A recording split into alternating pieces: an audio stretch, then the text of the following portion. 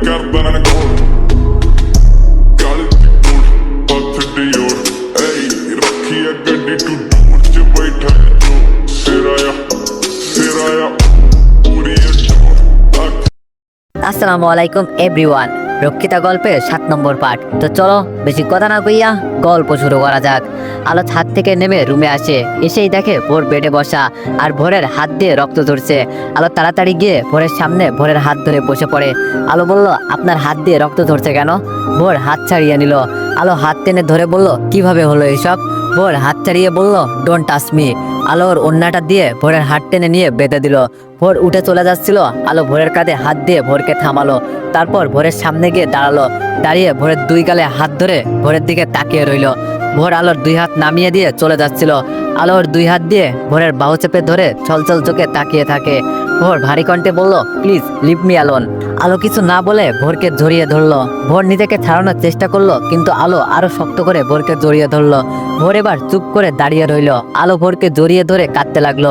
আলোর কান্নার শব্দ ভোরের কানে আসা মাত্রই ভোর নিজের থেকে আলোকে ছাড়িয়ে সামনে দাঁড় করিয়ে আলোর দুই বাহু হাত দিয়ে শক্ত করে চেপে ধরে আলোর দিকে টলমল চোখে তাকিয়ে বলল, কি মনে হয় তোমার? আমার কষ্ট হচ্ছে না? আমি পাথর? আমার কোনো অনুভূতি নাই নাকি? ভোর চৌধুরীর কোনো কষ্টই থাকতে নেই, কোনো অনুভূতি থাকতে নেই, শুধু তার রাগ থাকবে, এটা মনে হয় তোমার? এটা মনে হয়? বলো বলো। না, ভোর চৌধুরী একটা মানুষ, এটা তোমরা ভুলে গেলে। তারও কষ্ট আছে, অনুভূতি আছে। সে পাথর না, সে রাগে মুডে থাকে তার অফিসের ব্যবসার জন্য। অফিস ব্যবসা বাদে একটু ভোর চৌধুরীকে তোমরা চিনলে না, কেন করলে এমন? আমার মনে লাবণ্যার জন্য অনুভূতি এসেছিল, কিন্তু তোমার পরশে আমি লাবণ্যাকে ভুলে যাই। লাবণ্যাও আমাকে কল করে না, কোনো যোগাযোগ করে না। ও যদি আমাকে বলতো তবে এত কিছু হতো না। লাবণ্যার কথা বাদ, তুমি তো আমাকে সব বলতে পারতে, বলনি। তুমি নিজের স্বার্থের ভিতরেই ছিলে। তুমি জানো না আলো, তোমাকে বিয়ে করে বের হওয়ার পর আমি চেক করি, তখন দেখি লাবণ্যার মিস কল। আমি তোমাকে ডিভোর্স দিয়ে লাবণ্যার সাথে আবার সারা জীবন বাঁধবো এই সিদ্ধান্ত নিই। আবার ড্রাইভ করতে করতে তখন এটাও ভেবেছিলাম, তাহলে তোমাকে কেন বিয়ে করলাম? আমি তখন কিছুই বুঝতে পারছিলাম না কি করব। প্রচুর ডিপ্রেশনে ভুগছিলাম। একটা সময় তো তোমার ভালোবাসার কাছে হার মানতে রাজি হই। অবশ্য লাবণ্য তখন আর যোগাযোগ করতো না বলেই তোমার দিকে আমার মন চলে যায়। যেদিন অফিসে তোমাকে মেরেছিলাম ওই দিন লাবণ্যার সাথে কথা বলার জন্য পাগলের মতো হয়ে গিয়েছিলাম। তোরপর হয়ে যাচ্ছিল আমার ভিতরটা লাবণ্যার জন্য। সবকিছু সহ্য করতে না পেরে তোমাকে থাপ্পড় দিয়ে বসি কয়েকটা। সবকিছু উপেক্ষা করেও আমি তোমাকে ভালোবেসে তোমার সাথে আমার সারা জীবন বাঁধতে চেয়েছিলাম, কিন্তু আমি সম্পূর্ণ একটা ভুল মানুষকে চয়েস করেছি, যে মানুষটা নিজের স্বার্থের জন্য সব করতে পারে। তোমার সাথে আর যাই হোক নিজের জীবন বাঁধা যায় না। আমি তোমার সাথে থাকতে পারবো না। তোমার প্রতি প্রচুর ঘৃণা জন্মেছে আলো, প্রচুর। I want separation. আলো ভোরের কথাটা শুনে চুপ করে মাটিতে বসে পড়ে। মুখে কোনো শব্দ নাই, শুধু চোখ দিয়ে পানি ঝরছে। ভোর গিয়ে বেলকনির ইজি চেয়ারটায় বসে পড়ে। আলো ওখানে কাঁদতে কাঁদতে কখন যেন ঘুমিয়ে পড়ে গুটিসুটি দিয়ে। ভোর দূরের আকাশে তাকিয়ে আছে। তাকাতে তাকাতে চোখ দুটো ঘুমের অতলে চলে গেল। যেই দেয়ালগুলো খুশির ধ্বনিতে হাসতো, এখন সেই দেয়ালগুলো কান্না করছে। যেই বুকটা ছাড়া আলো ঘুমায় না, সেই বুকটা আজ খালি পড়ে আছে। আজ বেডটাও ওদের দিকে চেয়ে কাঁদছে। বেডটাও যে আজ একা পড়ে আছে। কেমন একটা নিস্তব্ধ ধমকা হওয়া এসে সব উলটপালট করে দিল। দুই জোড়া চোখও ঘুমিয়ে আছে, কিন্তু এখনো ঘুমায়নি চোখ থেকে ঝরে পড়া অশ্রুবিন্দুগুলো। তারা এখন গালের উপর তাদের অস্তিত্বকে বাঁচিয়ে রেখেছে। একটা সময় তারাও ঘুমিয়ে পড়বে সবাই। ঘুমাবে না শুধু দুটো খণ্ডিত হৃদয়। কিভাবে ঘুমাবে? তাদের যে জাগিয়ে দেওয়া হয়েছে। মানুষের হাসিয়ে হৃদয় সাড়া না দিলেও কষ্টে তীব্রভাবে সাড়া দেয়। চারিদিকে একটা দমদমে কষ্টের হাওয়া বইছে। তাহলে কি এই হাওয়ায় ভেসে বেড়াবে এই ঘুমন্ত প্রাণ দুটোর মাঝে? সবকিছু এভাবে শেষ হয়ে যাবে, হয়তো শেষ হয়ে যাবে, নয়তো আবার হাসবে এই দেয়াল, এই বেড, ওই হাওয়াটাও চলে যাবে। খণ্ডিত হৃদয়ও আবার ঘুমিয়ে যাবে। ওই বুকটাও আবার কেউ মাথা রেখে নিজের অভ্যাস গড়ে তুলবে। হয়তো। আলো ওখানেই ওইভাবে শুয়েছিল। হঠাৎ ছাইলা চৌধুরীর জোরে কথা বলার শব্দে ঘুম ভেঙে যায়। আলো উঠে বসে আর শুনতে পায় ছাইলা চৌধুরী বলছে, কিছু না জানিয়ে আগে থেকে তুই এইভাবে সিঙ্গাপুরে যাচ্ছিস মানে কি? আলো ঘড়ির দিকে তাকিয়ে দেখে সকাল 9টা। আলো উঠে নিচে দৌড়ে যায়, কিন্তু ততক্ষণে ভোর গাড়ি নিয়ে বেরিয়ে যায়। আলো ভোরকে নিচে দেখতে না পেয়ে গেটের দিকে যেতেই দেখে ভোরের গাড়িটার কিছু অংশ বের হয়ে যাচ্ছে। আর আলো সার বলে চিৎকার করে, কিন্তু গাড়ি আর থামে না, চলে যায় আলোর চোখের আড়ালে। আলো দৌড়ে শায়লা চৌধুরীর কাছে আসে। আলো কান্না করতে করতে বলে, মা, উনি কোথায় গেলেন? ভোরের মা চোখের পানি মুছতে মুছতে বলল, সিঙ্গাপুর। কেন, তুই জানিস না? আলো বলল, কি সিঙ্গাপুর কেন? ভোরের মা বলল, আমিও জানি না কি হয়েছে, ও ওভাবে চলে গেল কেন? তোমার সাথে কিছু হয়েছে? বলে গেল কবে ফিরবে জানে না। আলো শাইলা চৌধুরীকে জড়িয়ে ধরে হাওমাও করে কাঁদছে আর বলছে, উনি সত্যি আমাকে ওনার জীবন থেকে দূরে সরিয়ে দিলেন, উনি সত্যি সেপারেশন চাই। ভোরের মা বলল, কি বলছো পাগলের মতো এসব? আলো বলল, হ্যাঁ মা সত্যি। তারপর আলো শাইলা চৌধুরীকে সব খুলে বলে। শাইলা চৌধুরী সব শুনে কি বলবে বুঝতে পারছে না। আলোকে জড়িয়ে ধরে সেও কান্না করলো। কিছুক্ষণ পর আলো রুমে এলো। বেডের পাশে টেবিল ল্যাম্প, সেখানে একটা ছোট কাগজ দেখলো, ওইটা হাতে নিয়ে খুললো, তারপর পড়তে শুরু করলো। আলো ভালো থেকো, তোমাকে দেখলে একটা ওয়ার্ডই মাথায় আসে, সেটা হলো তুমি স্বার্থপর। আমি ডিভোর্স পেপার পাঠিয়ে দিব, তুমি সিগনেচার করে দিও, ভালো থেকো। আলো চিরকুটটা পড়ে সাথে সাথে ভোরের নম্বরে কল দিল, কিন্তু সুইচ অফ। ল্যান্ডলাইন থেকে ফোন দিল, কিন্তু সুইচ অফ। কান্নায় ভেঙে পড়লো আলো। আজ প্রায় এক সপ্তাহ আলো ভোরের কোনো খোঁজ জানে না। শাইলা চৌধুরীকে কল দেয় ভোর। আলো শাইলা চৌধুরীর কাছ থেকে ভোরের খোঁজ খবর নেয়। মেয়েটা একদম নিস্তব্ধ হয়ে গেছে, সারাদিন অন্ধকার রুমে বসে থাকে আর ভোরের ছবি বুকে নিয়ে কাঁদে। শাইলা চৌধুরী জোর করেই কিছু খাওয়ায়। আলোর কষ্ট দেখে ভোরের সাথে সেও ঠিক মতো কথা বলে না। কেটে যায় এভাবে 15 দিন। আর শাইলা চৌধুরী জোরাজোরি আলো অফিসে গেল। সবার সাথে থাকলেও মুভ অন করবে হয়তো। অফিসে গিয়ে ভোরের কেবিনে গিয়ে ভোরের চেয়ারটা জড়িয়ে আবারও কান্নায় ভেঙে পড়লো। কিছুক্ষণ পর ভাবনা এলো। ভাবনাকে সব বলেছে ফোনে অনেকদিন আগেই আলো। ভাবনাকে দেখে আলো আবারও কাঁদতে থাকে। নিজের প্রতি অযত্নে মেয়েটাকে আরো কালো দেখাচ্ছে। তার উপর এই অজরের ঝর্ণা বয়ে যাওয়া দুটো চোখ তো আছে। ভাবনা আলোকে সামলে নিয়ে আলোর ডেস্কে বসালো। আলোকে ডেস্কে নিয়ে যাওয়ার পর ভাবনা বলল, আলো নিজেকে সামলে নে, এত ভেঙে পড়িস না, কাজে মন দে, সব ঠিক হয়ে যাবে, নে পানিটা খা। আলো পানি খেয়ে বলল, ঠিক বলেছিস, ভুল যখন করেছি মাসুলও দিতে হবে সেই ভুলের। ভাবনা বলল, আচ্ছা শোন, তুই কি এখন প্রিপেয়ার্ড? আলো বলল, কোন বিষয়ে? ভাবনা বলল, আজ তো অ্যাকাউন্ট পোস্টার জন্য 3 জনকে ঠিক করা হয়েছে, তাদের ভাইবা। ছাড় তো নেই, আমিও এত ভালো বুঝি না, তোকেই হ্যান্ডেল করতে হবে। আলো বলল, প্রিপেয়ার্ড না থাকলেও এখন উপায় নাই আর, তবে তুইও চল, 2 জন মিলেই সিলেক্ট করি। ভাবনা বলল, ওকে ডান, চল লেটস গো। আলো বলল, চল। আলো আর ভাবনা বের হয়ে মিটিং হয় যেই রুমে, ওখানে গেল। ওখানেই নিবে ভাইবা। 30 মিনিট ধরে ভাইবা নিয়ে একজনকে অ্যাপয়েন্টমেন্ট লেটার দিল। আগামীকাল থেকে জয়েন করতে বলে দিয়েছিল আলো। অফিস শেষ করে বাসায় ফিরলো আলো। আলোর মাঝে সেই চাঞ্চলতা আর নেই। শাইলা চৌধুরী আলোকে ঢুকতে দেখে বলল, আলো। আলো বলল, হ্যাঁ মা বলুন। আলোর মা বলল, ভোর কল দিয়েছিল। আলো ব্যাকুল হয়ে বলল, কেমন আছে উনি? সুস্থ আছেন? ভালো আছেন? কবে আসবেন কিছু বলেছে? ভোরের মা করুণ কণ্ঠে বলল, এত বেকুল হয়েও না, ভোরের আজ এঙ্গেজমেন্ট। আলো কান্না ভেজা চোখ নিয়ে বলল, কার সাথে? ভোরের মা আস্তে করে বলল, লাবণ্যের সাথে। আলো বলল, ও বলেই চুপ হলো। মা? ভোরের মা বলল, হ্যাঁ মা বল। আলো বলল, আমাকে একটু পানি দিবেন, কেমন যেন গলাটা বারবার শুকিয়ে যাচ্ছে, একটু পানি দিবেন। ভোরের মা বলল, আনছি। মুখের আঁচলটা নিয়ে কান্না করতে করতে পানি নিয়ে আসতে গেল। ভোরের মা বলল, এই নাও পানি। আলো পানিটা খেয়ে নিল। আলো বলল, মা আরেক গ্লাস দিন তো, গলা ভিজেনি, শুকনোই রয়েছে। শাইলা চৌধুরী আবারও 1 গ্লাস পানি নিয়ে আলোকে দিল। আলো বলল, মা গলা তো ভিজেনি, আমার অনেক তৃষ্ণা লাগছে মা, দেখুন গলাটা কাট হয়ে যাচ্ছে। গলায় হাত দিয়ে দেখালো। বলেই আলো দৌড়ে ডাইনিং টেবিলের কাছে গিয়ে পানির জগটা নিয়ে পাগলের মতো পানি খাচ্ছে আর মুখ সহ শরীর ভিজে যাচ্ছে। শাইলা চৌধুরী আলোকে দেখছে আর কান্না করছে। জগের পানিটাও শেষ হয়ে গেল। পানি তো সেই জগের, আমার তো তৃষ্ণা মেটেনি, আমার গলা তো ভেজেনি। মা পানি কোথায় আর? আমার তো গলা ভেজেনি মা, আমি তৃষ্ণার্ত মা, অনেক তৃষ্ণার্ত, পানি খাবো আমি, পানি খাবো, হ্যাঁ পানি খাবো। বলেই পাগলের মতো রান্না করে দৌড় দিল। আলোর দৌড় দেখে শাইলা চৌধুরীও আলোর পেছনে পেছনে দৌড় দিল। আলো ট্যাপের পানি খেতে যাচ্ছিল, শাইলা চৌধুরী গিয়ে আলোর হাত ধরে। ভোরের মা বলল, কি করছিস মা, এটা খাওয়ার পানি না, এমন পাগলামো করিস না, আমি যা সইতে পারছি না। আলো বলল, পানি খেতে দিন মা, আমার প্রচন্ড পিপাসা লাগছে, ছাড়ুন মগটা ছাড়ুন, দেখছেন না আমার গলা শুকিয়ে কাঠ হয়ে গেছে, প্লিজ মা ছাড়ুন। শাইলা চৌধুরী আর সহ্য করতে না পেরে আলোকে এক থাপ্পড় বসিয়ে দেয়। আর আলো চুপ করে বসে পড়ে হাউমাউ করে কেঁদে ওঠে। আলো বলল, আমি পারলাম না ওনাকে নিজের করে নিতে, ওনার ভালোবাসা পেয়েও আমি হারালাম, সব শেষ হয়ে গেল মা, সব শেষ হয়ে গেল। বলেই আলো কাঁদতে লাগলো। ভোরের মা বলল, কিছুই শেষ হয়নি, এঙ্গেজমেন্ট মানেই বিয়ে নয়, বিয়ে করতে হলে প্রথমে তোমাদের ডিভোর্স হবে, তারপর। এখনো তোমাদের ডিভোর্স হয়নি, তুমি আল্লাহর উপর বিশ্বাস রাখো, ভরসা রাখো, তুমি এভাবে না কেঁদে নিজেকে শক্ত করো, এভাবে ভেঙে পড়ো না মা, ওঠো, উঠে রুমে গিয়ে ফ্রেশ হও, নিজেকে শক্ত করতে শিখো। আলো উঠে নিজের রুমে গেল। তারপর ওয়াশরুমে গিয়ে শাওয়ার ছেড়ে ঢুকে আবারও কাঁদতে লাগলো। 30 মিনিট পর বের হলো ওয়াশরুম থেকে। বেডে গিয়ে শুয়ে পড়লো। শুয়ে ভোরের ছবি দেখতে দেখতে আর চোখের পানি ঝরাতে ঝরাতে ঘুমিয়ে পড়লো। সকালে উঠে অফিসে গেল। ভোরের কেবিনে গিয়ে পুরনো স্মৃতি মনে করতে লাগলো। কিভাবে শক্ত করবে আলো নিজেকে? ভোরের স্মৃতিকে সব জায়গাতে ছড়িয়ে ছিটিয়ে আছে, কিভাবে করবে নিজেকে শক্ত? মে কামিং ম্যাম। কারো কণ্ঠ শুনে চোখ মুছে পিছনে ঘুরে আলো। আলো বলল, ও ইয়েস কাম। আলো ভোরের চেয়ারটাতে বসলো। ম্যাম আমি জিসান, গতকাল আমাকে আপনি এই অ্যাপয়েন্টমেন্ট লেটারটা দিয়েছিলেন এই অফিসের অ্যাকাউন্টার হিসাবে।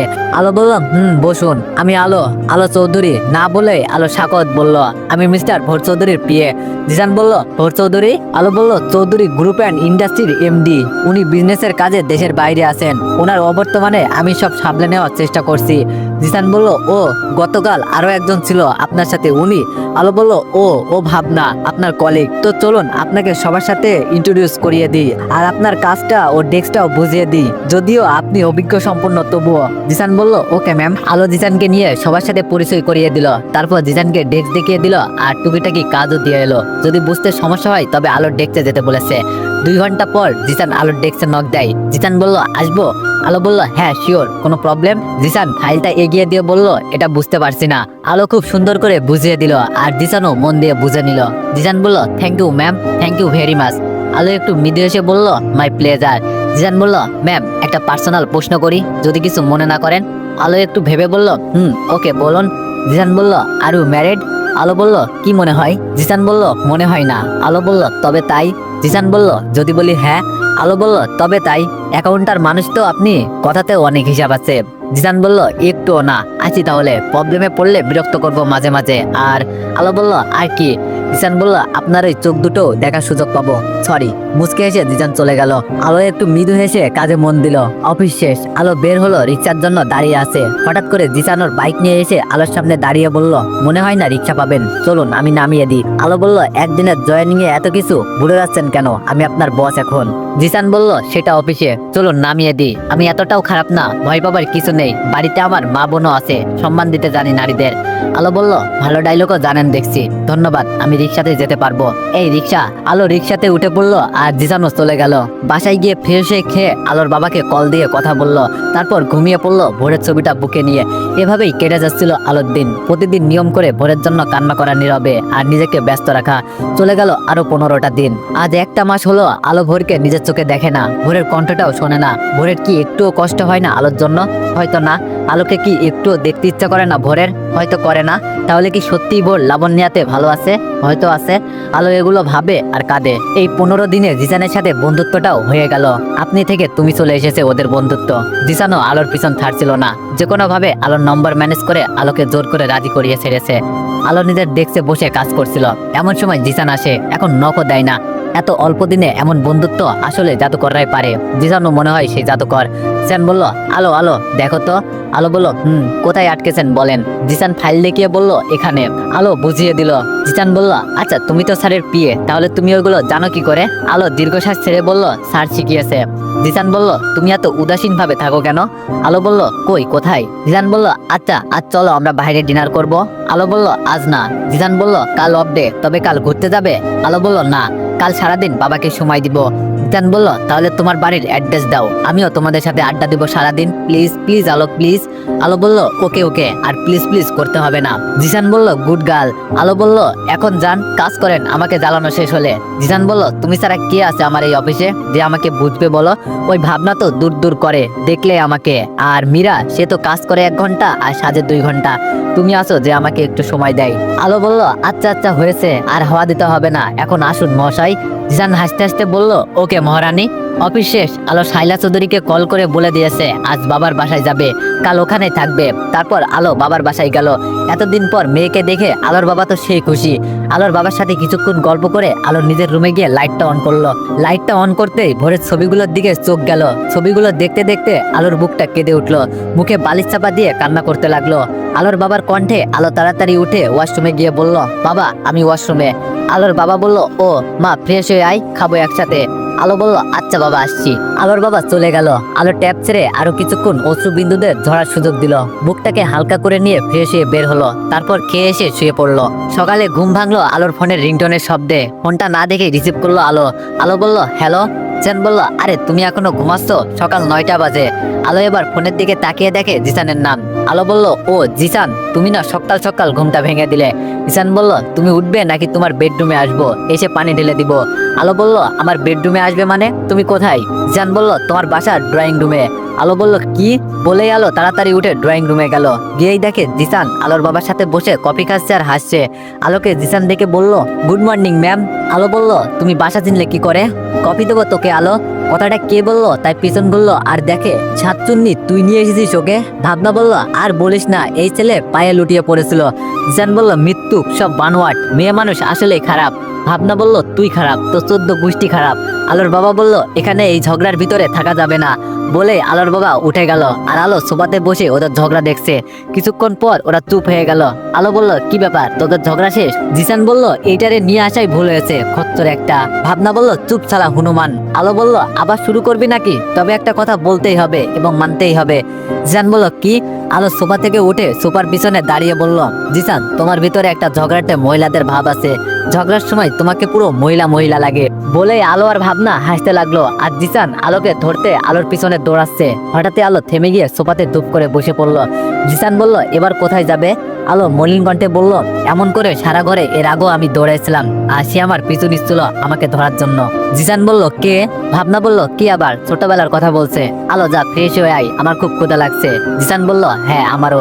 ভাবনা বলল, তোমার তো লাগবেই, তুমি তো হাতি। জিসান বলল, তুমি তো জলস্থি। আলো বলল, আবার শুরু করলি? বলে আলো ফ্রেশ হতে চলে গেল। তারপর সবাই একসাথে নাস্তা করলো। রফিক একাই ওদের জন্য নাস্তা করেছে, ওর নাকি হেল্প লাগবে না। তাই আলোর বাবা, জিসান আর ভাবনা মিলে ক্যারাম খেলছে। খেলতে খেলতে জোহরের আজান দিল। সাহেব আর জিসান মিলে নামাজে গেল। ভাবনা আর আলো রুমে বসে পড়লো। নামাজ শেষ করে সবাই আবার দুপুরে খাবার খেলো। আলোর বাবা খেয়ে বিশ্রামের জন্য নিজের রুমে চলে গেল আর আলো, জিসান আর ভাবনা বসে টিভি দেখতে লাগলো। জিসান বলল, আচ্ছা একটা খেলা খেলবে? আলো বলল, কি? জিসান বলল, ট্রুথ অর ডিয়ার। ভাবনা বলল, নিশ্চিত কোনো ফোন দিয়ে আসছে। জিসান বলল, চুপ, সবসময় উল্টাপাল্টা কথা বলো। আলো খেলবে? আলো বলল, ওকে। জিসান বলল, কি নেবে বলো? আলো বলল, ডিয়ার। জিসান বলল, ভাবনা তুমি? ভাবনা বলল, টুট। আর তুমি? জিসান বলল, আমিও টুট। তো আলো, তুমি আমাকে জড়িয়ে ধরে প্রমাণ করো তুমি ভয় পাও না কিছুই। ভাবনা বলল, এ কেমন জিনিস দিলে? আলো বলল, এটা বেশি হয়ে গেল না? জিসান বলল, খেলা ইস খেলা। আলো এবার কি করবে? এখন তো ধরতেই হবে, কিন্তু একটা উপায় তো বের করতেই হবে। আলো বলল, আচ্ছা এটা তুলা থাক, সুযোগ বুঝে একদিন ধরবো। তুমি এবার বলো তোমার জিএফ কয়টা? ভাবনা বলল, 10টা সর্বনিম্ন শিওর। জিসান বলল, এই মুটি চুপ, একটাও নাই, পিওর সিঙ্গেল। ভাবনা বলল, জোকসটা সুন্দর ছিল। আলো বলল, ঠিক বলছিস, এত সুন্দর ছেলে নাকি সিঙ্গেল? জিসান বলল, আমি মিঙ্গেল হতে চাই। আলো, তুমি রাজি হয়ে যাও। আলো একটু হেসে বলল, আমার বর আছে। জিসান বলল, অদৃশ্য। ভাবনা, তুমি বলো এবার তোমার কয়টা বিএফ? ভাবনা বলল, একটা। আলো বলল, কি, তোর আবার বিএফ কে? জিসান বলল, তলে তলে এত দূর। ভাবনা বলল, মনে মনে আছে একটা, প্রকাশ্যে আমি সিঙ্গেল। আলো বলল, মনের ভিতরে কি আছে আমরা একটু শুনি। ভাবনা বলল, পরে বলবো। জিসান বলল, নিশ্চিত কোনো মুচিওয়ালা। ভাবনা বলল, যেদিন বলবো কে সেদিন জিসান তুমিও বলবা কাকে তুমি মুচিওয়ালা বললা। চলো তো আলো, এই বিয়াদব ছেলেটার কাছ থেকে, শয়তান একটা। আলো ভাবনার পিছন পিছন বারান্দায় চলে গেল। জিসানও চলে গেল। অনেক মজা আড্ডা দিয়ে ওরা সারাটা দিন পার করলো। রাতে ভাবনা আর জিসান ডিনার করে চলে গেল। আলো ওর বাবার সাথে গল্প করতে করতে বাবার কোলে মাথা রেখে ঘুমিয়ে পড়লো। সাহেবকে মেয়েকে আর না ডেকে মাথার নিচে বালিশ দিয়ে নিজের রুমে চলে গেল। সকালে উঠতে আলোর দেরি হয়ে গেল। তাড়াহুড়ো করে আলো ওর বাবার কাছ থেকে বিদায় নিয়ে অফিসে গেল। অফিসে গিয়ে কাজ করতে ব্যস্ত হয়ে গেল। গতকাল অফ ডে ছিল, তাই আজ কাজের প্রেশার অনেক বেশি। লাঞ্চের সময় প্রায় হয়ে আসছে, কিন্তু আলোর সেদিকে খেয়াল নাই। এর মধ্যে জিসান এলো আলোর ডেস্কে। জিসান বলল, তুমি এখনো কাজ করছো? লাঞ্চের সময় হয়ে গেছে তো। আলো নিচের দিকে তাকিয়ে বলল, কিন্তু আজ লাঞ্চ করতে দেরি হবে, অনেক ফাইল পড়ে আছে। জিসান বলল, কাজ পরে, আগে চলো লাঞ্চ করবে। আলো বলল, সরি, তুমি যাও, ডিস্টার্ব করো না তো। জিসান বলল, বললেই হলো। আচ্ছা, আগে একটা প্রশ্নের উত্তর দাও তো। আলো নিচের দিকে তাকিয়ে বলল, কি বলো? জিসান বলল, গতকাল তুমি তোমাদের পুরো বাড়িটা ঘুরে দেখালে, কিন্তু তোমার বেডরুমে একবারও নিলে না কেন? আলো এবার কাজ থামিয়ে দিয়ে জিসানের দিকে তাকালো, কি বলবে ভাবছে। জিসানকে বেডরুমে নিলে তো ও ভোরের ছবিগুলো দেখতো, তাই তো নেয়নি। আলো বলল, কারণ মেয়েদের বেডরুমে ঢুকতে নাই, বুঝলে? জিসান বলল, বুঝলাম। ইস, দেখো কয়টা বেজে গেছে। আলো, চলো লাঞ্চ করব। আচ্ছা, তুমি আমি বাইরে গিয়ে লাঞ্চ করে এসে রিল্যাক্সে কাজ করব, প্লিজ চলো। আলো বলল, আজ তো হবেই না, তুমি দেখছো না কত বিজি আমি, জোর করছো কেন? জিসান বলল, এত কিছু শুনতে চাই না, তোমার যেতেই হবে, চলো চলো প্লিজ। আলো একটা ফাইল নিয়ে উঠে হাঁটা দিল। ফাইলটা দেখতে দেখতে উদ্দেশ্য ভাবনার ডেস্কে যাবে, আর জিসান পিছন পিছন আসছে আর বলছে, প্লিজ আলো চলো। আলো চলো। আলো পিছনে ঘুরিয়ে তাকিয়ে বলল, জিসান পাগলামো করো না, আজ বিজি, প্লিজ বোঝার চেষ্টা করো। বলে সামনে ফিরছিল আর কারোর সাথে ধাক্কা লেগে পড়ে যাচ্ছিল, কিন্তু পড়েনি, কেউ ধরে ফেলেছে।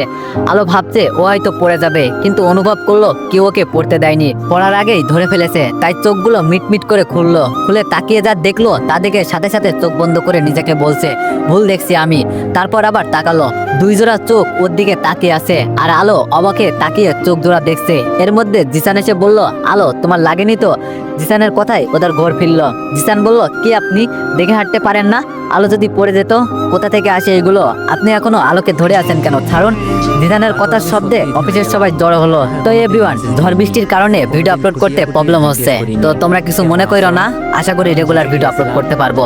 তো এভরিওয়ান, নেক্সট পার্টের জন্য অপেক্ষা করো। ধন্যবাদ। একদম চুপচাপ দূরে সরে গেছি, কেউ বুঝতে না